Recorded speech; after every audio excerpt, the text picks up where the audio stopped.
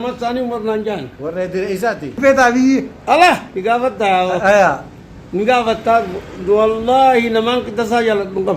Umita orang mau malu kan nemisa. Me mal duai go taf dua. Duai mo. Rabbin jadu me zakai sade mo siya godu.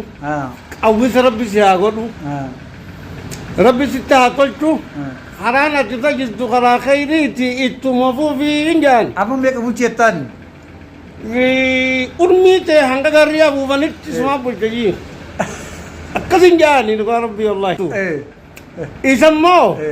Wallahi billahi luputi getana ranjal da ilman ki yakanin alik ala isanjal. Nama satu ko.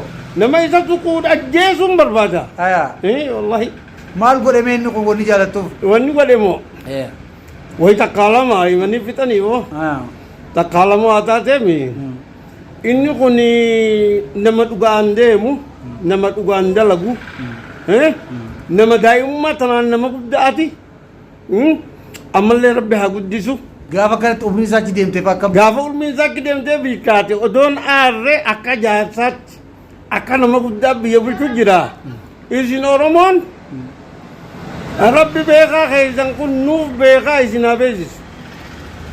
Tanan sini damu. Warri birawo kas isarra sultana funa jau. Warri birawo kas isarra sultana funa jau. Otto lagado ite. Otto lagado ite fam jabdimi. Wam pidani kawan jechu.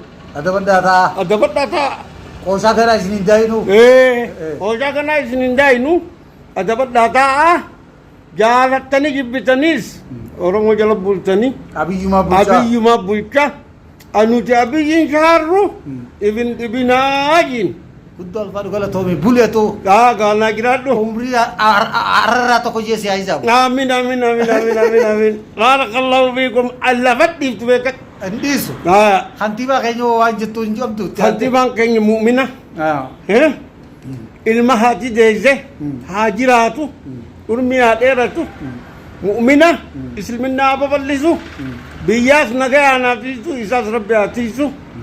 Atisu isa nini jalata mada anak opa mi kan nanti jalatu isa biabi angkal lumah bisilik cabo